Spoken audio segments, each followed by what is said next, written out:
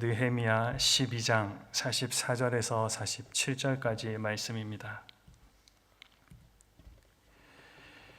느헤미야 12장 44절에서 47절 말씀입니다.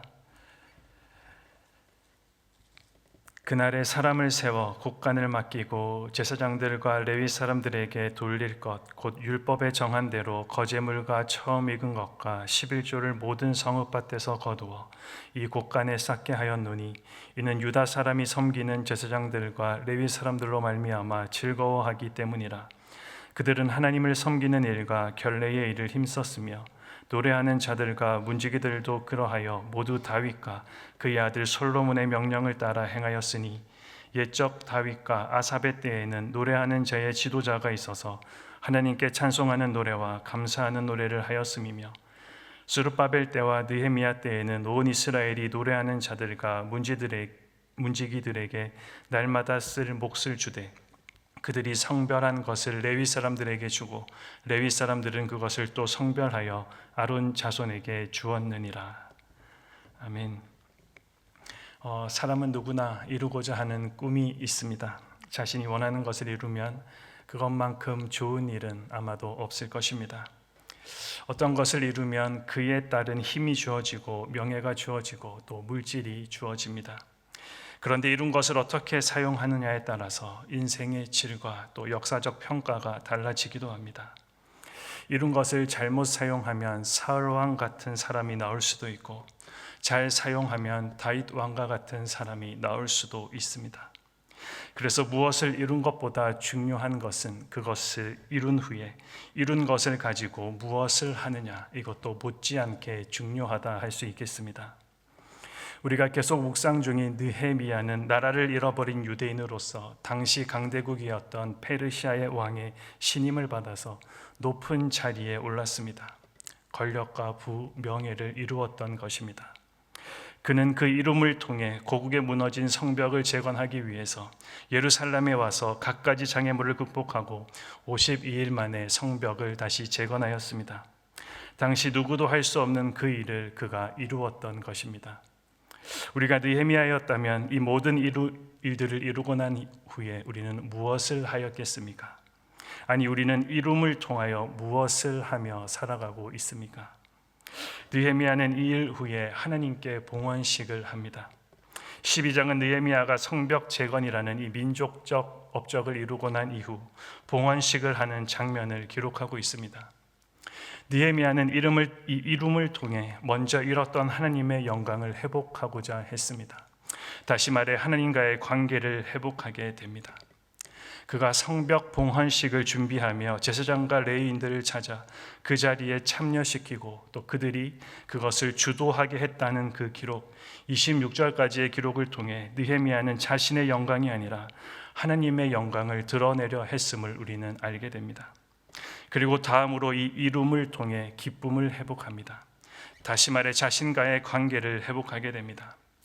31절부터의 내용을 보면 봉헌식이 아주 성대하게 치루어졌음을 보게 됩니다. 이것은 제사가 회복되었음을 우리들에게 말해주는 것입니다.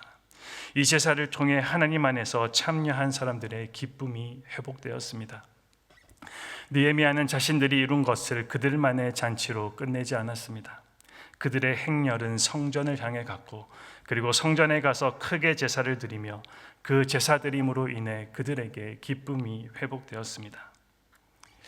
우리의 모든 이룸도 결국 하나님을 향하여 가야 하고 하나님께 예배드림으로 주께서 주시는 진정한 기쁨이 회복되어야 하는 것입니다.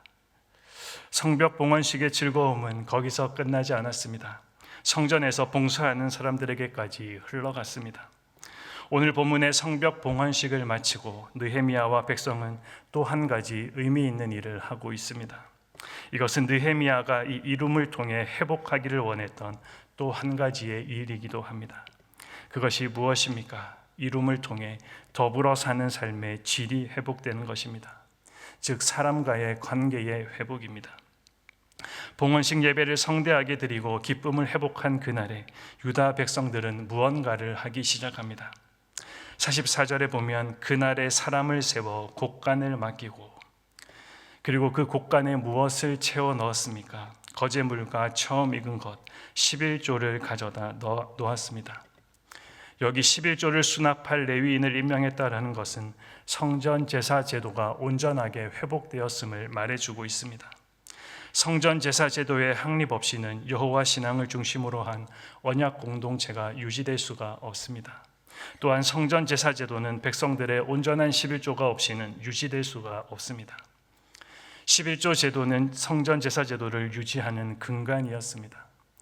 제사장이나 레위인들은 다른 직업을 가지지 않고 온전히 성전 제사를 하는 일에만 전념하였기 때문에 11조 제도는 그들의 생계와 또 성전의 유지를 위하여 반드시 필요했던 것입니다. 그런데 예루살렘 성벽의 완공 이후에 11조 제도가 회복되기에 이른 것입니다. 백성들이 11조 드리는 것을 즐거워하게 됩니다. 하지만 아무리 이스라엘 자손들이 하나님의 백성이라 할지라도 이제까지 드리지 않았던 11조와 각종 헌물을 제도적으로 정비하여 드리기란 그리 쉬운 일이 아니었을 것입니다. 왜냐하면 어떤 사람도 일단 물질과 관련된 일에는 쉽게 움직이려 하지 않기 때문입니다. 그런데도 이렇게 완비할 수 있었던 힘이 어디에 있었습니까? 그것은 44절 하반절에 유다 사람들이 섬기는 제사장과 레위인들이 성벽 봉헌식 제사를 드리는 것을 통하여서 기쁨이 회복되었음을 경험했기 때문입니다. 백성들이 봉헌식을 통하여서 성전에서 섬기는 이들의 사역이 얼마나 중요하고 귀중한지를 절실하게 깨달았기 때문입니다. 그렇다면 제사장들과 레위인들은 맡은 사역을 어떻게 하였습니까? 45절입니다. 그들은 하나님을 섬기는 일과 결례의 일을 힘썼으며 그리고 다윗과 그의 아들 솔로몬의 명령을 따라 행하였다라고 기록되어 있습니다. 이것은 찬송하는 노래와 감사하는 노래를 하였다라는 말입니다. 그러자 온 이스라엘 사람들이 이들에게 어떻게 대하였습니까? 47절입니다. 온 이스라엘이 노래하는 자들과 분지기들에게 날마다 쓸 것을 주었습니다. 구별된 것을 레위인들에게 주었고 레위 사람들은 그것을 구별하여 아론 자손에게 주었다라고 합니다. 무엇이 회복된 것입니까? 백성들은 11조를 회복하였고 제사장과 레위인들은 직분을 온전히 회복하였습니다. 즉 나눔과 직분을 회복한 것입니다. 이런 것을 통하여 우리도 나누어야 합니다. 나 홀로 잘 먹고 잘 사는 것, 그런 삶이 무슨 의미가 있겠습니까? 영적 지도자들이, 오늘 특별히 본문에서는 영적 지도자들이 기도와 말씀 전하는 것에 전무할 수 있도록 적극적으로 뒷받침해 주어야 합니다. 로마서 15장 27절 말씀입니다. 그들의 영적인 것을 나눠 가졌으면 육적인 것으로 그들을 섬기는 것이 마땅하니라. 또 갈라디아서 6장 6절 말씀입니다. 가르침을 받는 자는 말씀을 가르치는 자와 모든 좋은 것을 함께 하라. 목회자는 성도들에게 영적인 것을 뿌리고 성도들로부터 육신의 것을 거두어 드리는 자들입니다. 하나님께서 최초로 목회자를 세우실 때에 그렇게 정하셨습니다. 하나님이 레위인과 제사장들을 따로 세우실 때 어떻게 하셨습니까? 그들에게 별도로 기업을 주시지 않았습니다. 가나안에서 기업을 얻은 백성들로부터 11조와 헌물을 받아 그것으로 생활하게 하셨습니다. 그리고 하나님은 이것을 백성들이 제사장과 레위인들에게 베푸는 것이라 표현하지 않았습니다. 은혜를 베풀거나 자비를 베푸는 것이라고 표현하지도 않으셨습니다. 그렇다면 뭐라고 표현하셨습니까? 민수기 18장 20절과 21절 말씀입니다. 여호와께서 또 아론에게 이르시되 너는 이스라엘 자손의 땅에 기업도 없겠고 그들 중에 아무 분깃도 없을 것이나 내가 이스라엘 자손 중에 내 분깃이요 내 기업이니라. 내가 이스라엘의 11조를 레위 자손에게 기업으로 다 주어서 그들이 하는 일 곧 회막에서 하는 일을 갚나니. 그들이 하는 일을 갚는 것이라 라고 하나님은 말씀하십니다. 다시 말해 11조와 각종 헌금을 들여서 목회자의 생활비를 책임지도록 하는 것은 결코 그들에게 은혜를 베푸는 것이 아니라 그것은 자신들이 목회자의 수고를 통해 얻는 영적인 유익과 행복 그리고 만족에 대해 갚는 것입니다. 이것이 너무나도 당연한 의무라고 하나님의 백성들에게 말씀하십니다. 우리는 물질과 신앙을 별개의 문제로 생각하는 경향이 있습니다. 그러나 이 두 가지는 결코 별개의 문제가 아닙니다. 서로 밀접한 연관이 있습니다. 하나님을 진정으로 경외하는 사람은 하나님께 드리고 이웃과 나누는 것을 아까워하지 않습니다. 하나님께 드리는 것을 그냥 그렇게 드리듯 어쩔 수 없이 드리듯 그러한 마음으로 드리지 않습니다. 경제적인 문제 때문에 하나님의 일을 전적으로 감당하지 못하는 어렵고 힘든 사람들이 우리 주위에 많이 있습니다. 우리를 통해 뭔가를 이루게 하셨다면 우리는 그 이룸을 통해 얻게 된 것을 함께 나누라라고 주신 것입니다. 그러기에 우리는 함께 나누는 사람이 되어야 하겠습니다. 그리고 이 이룸을 통해 직분에 더욱 충성해야 하겠습니다. 세상에서는 무엇인가 이루었다고 해서 또 교회에서 받은 직분을 소홀히 해서는 안 된다라는 것입니다. 직분을 하나님이 주신 것으로 받아들여야 합니다. 믿음의 선배 바울은 자신의 직분을 늘 영광스럽게 생각했습니다. 믿음의 선배 베드로는 하나님의 일을 감당하는 자세와 동기 그리고 태도에 대해 우리들에게 이렇게 일러주었습니다.